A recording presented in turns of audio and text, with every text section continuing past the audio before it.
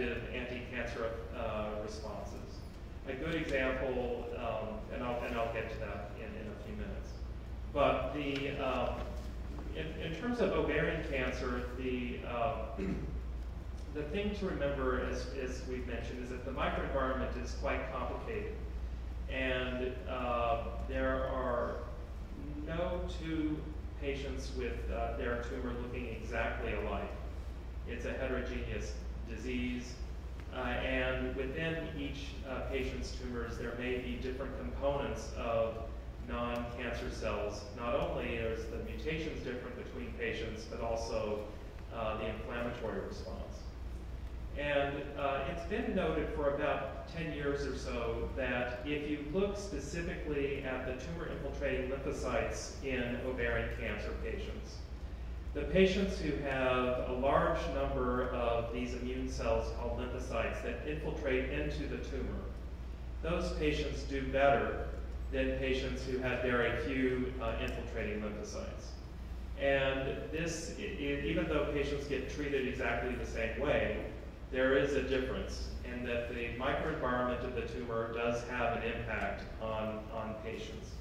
And it's not yet known how we can take patients who have very little infiltration of their tumor and convert that to a better anti-cancer effect, but that's certainly an area of active interest. And the way to read these sorts of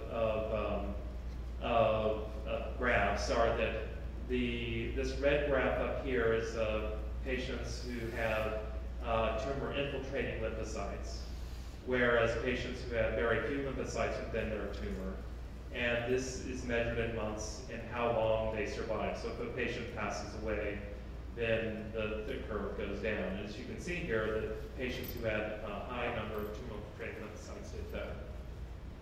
So what immune therapy is interested in doing is trying not only to target the tumor cell itself, but to try to enhance the immune response against the tumor so that more patients are like the patients who have high tumor-infiltrating lymphocytes. So one of the advantages of immune therapy is that we think of it as natural. One of the advantages of immune therapy is that hopefully we can induce a specific response against the tumor that spares normal tissues.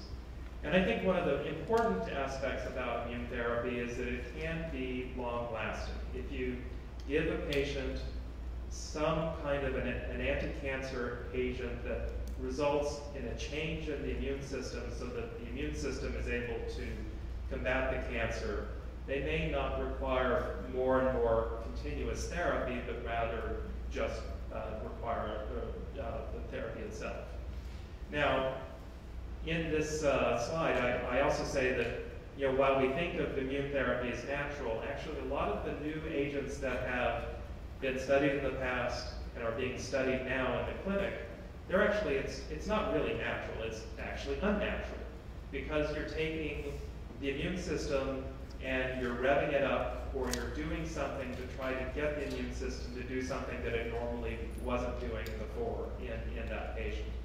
And there are some immune therapy drugs that are very active in other cancers that we're using, but we're actually inducing a lot of side effects where the immune system can also attack not only the normal tissues, the cancer cells, but also the normal tissues.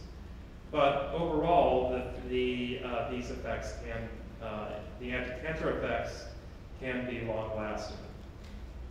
So just to be comprehensive, when we talk about immune therapy, antibodies like bevacizumab or Avastin are originally they're part of the immune system, and we're now using them as drugs. There are cancer-fighting immune cells that you can use, and there are also cancer-fighting chemicals that try to manipulate the immune system to induce an anti-cancer effect. Also, there are agents that are designed to try to disarm the suppressive aspects of the tumor microenvironment that turn off the immune response. So just briefly, antibodies are proteins that are produced by the body's immune system and can have very good specificity or the ability to target certain aspects of the tumor cell.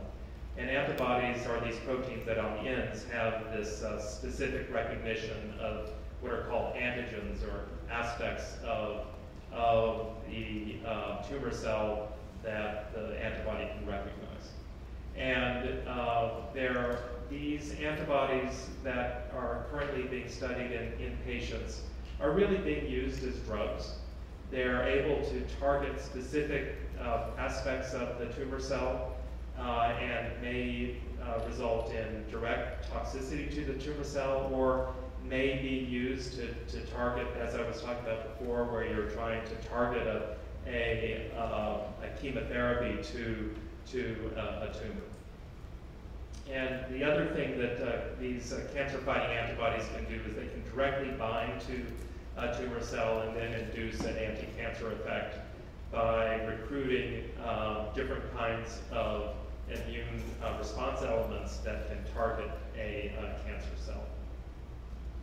And in terms of antibodies that are being used in patients, not only ovarian cancer, but other kinds of tumors, including Herceptin, rituximab, and then recently T-DM1 is being used in breast cancer. So, as I mentioned before, tumor vaccines have a long history in patients with ovarian cancer and other kinds of cancers. And the idea is that if you can induce an immune response against an antigen or an aspect of the tumor cell that is specifically recognized by the tumor but not by other tissues, then that should have a good anti-cancer effect. And there are a whole bunch of different kinds of aspects of the tumor that can be recognized by the immune system. And there have been a large number of vaccines that have been tried in patients, including targeting CA-125, that did result in large randomized studies. Unfortunately, those randomized studies were all negative. There were a large number of patients that were randomized to receive treatment or a placebo or an agent, even though there were some early phase studies that suggested that there would be anti-cancer activity. It turned out that the CA-125 based studies didn't show benefit in patients. There are, however, other sorts of agents that are in development, such as vaccines. We have one study that's targeting a molecule that's expressed in many different cancers, including ovarian cancer, with survivin. And there's also the idea of taking dendritic cells, which are immune cells that are involved in juicing up the immune response, and loading those dendritic cells with tumor-derived proteins and aspects to induce an anti-cancer effect. And there are also other sorts of vaccines that are being studied around the world, looking at lysates or bits of tumor cells that are then added to agents to try to rev up the immune system. But there is, vaccines have, even though there's been a lot of work in the area, the responses that have been seen are sporadic to actually see shrinkage of tumor. And probably the reason why there hasn't been a lot of success in the area has a lot to do with the fact that inducing an immune response is quite a complicated process.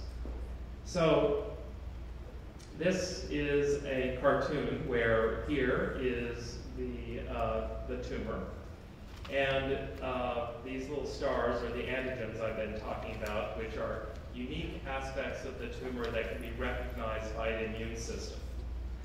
And what is happening in patients with ovarian cancer and other kinds of cancers is that these antigens are released by the death of the tumor cell. Tumors that are rapidly growing, not only are rapidly growing, but they're also dying. So your immune system is being exposed to tumor cells because this uncontrolled growth of the tumor cell does result in release of these antigens. Basically, the orchestrator, the maitre d' of the immune system, the dendritic cell, takes up these antigens and then transports these antigens to lymph nodes where the antigens are then presented to immune cells within the lymph node and may result in an anti-cancer effect or what's called priming of the immune system. And these cells, which are present and have been activated by the immune system, then can traffic through the blood and go back to the tumor where they can induce an anti-cancer destructive effect. And we think that's probably what's happening in patients who have high tumor-infiltrating lymphocytes present in the tumor, and maybe one of the reasons why those patients live a little bit longer, because there is an active inflammatory response against the tumor. Problem is that there are many different ways that the tumor has devised in order to overcome this assault by the immune system against the cancer. And one of the ways that the immune system is hijacked is that the tumor will secrete factors that bring in suppressive cell populations to the tumor, which basically turn off the immune response. When you have a cold, you develop a really sore throat, and you feel lousy for a couple of days, and you may look in the mirror, or the doctor says, "Oh, your throat is red from inflammation." Well, if that cold just went on uncontrolled, you could get very, very ill. And that's what happens when people get really, really sick and are in the ICU due to blood poisoning or an overwhelming infection. The immune system is actually responsible for that really ill, terrible response. So the immune system, therefore, has two arms. It can upregulate inflammation and an anti-cancer effect or an antibacterial effect, but then at the same time it activates other arms of the immune system to control that so that it doesn't become a runaway inflammatory response. And that's what the cancer does, is it's able to recruit different aspects of the tumor of the immune system to downregulate this immune response.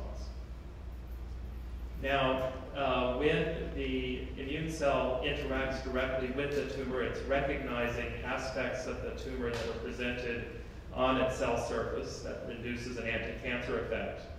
But the challenge is that not only are there different suppressive immune cells that are brought into the tumor microenvironment, but actually in that direct interaction between the tumor or dendritic cell and the immune cells, there are multiple different molecules that are interacting. Some of them result in antigen-specific responses, which means that they're able to induce a response that's specific for a particular aspect of the cancer. Some of these interactions are stimulatory that allow the immune system to really rev up. But a lot of these interactions are actually inhibitory. So it's like the immune system turns on and then immediately puts the brakes on itself right away. So when we talk about immune therapy, it's really a balance of both tumor-promoting aspects that allow the tumor to grow and allow to prevent the immune system from resulting in tumor destruction. And the way to think of it is the tumor is using normal things that happen in us every day to prevent us from getting lupus or rheumatoid arthritis or other sorts of autoimmune diseases. And this interaction can occur at the level of different cell populations or in the way the tumor interacts with the immune system in a cell-to-cell aspect.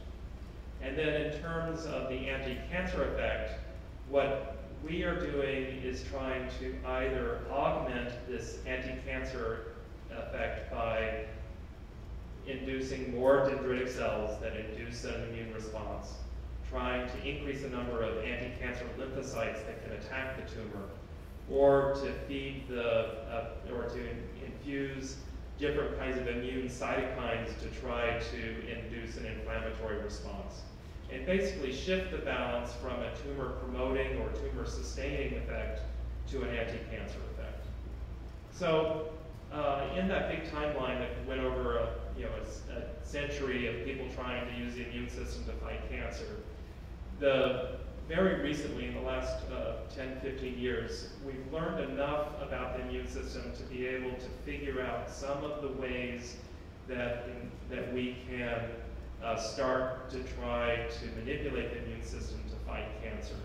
And there are two agents that are on the horizon now that are about to be approved in other kinds of cancers. So it's helpful to be aware of them, and it's one of the challenges that we're going to have with ovarian cancer is figuring out whether or not these agents will be helpful in ovarian cancer, and if there is a way to select patients who are more likely to benefit. But there are two big molecules that are in the news recently. One is a long name, anti-CTLA-4, and that agent is that molecule is inhibited by a drug called ipilimumab, or Yervoy, and it is approved for use in patients with melanoma.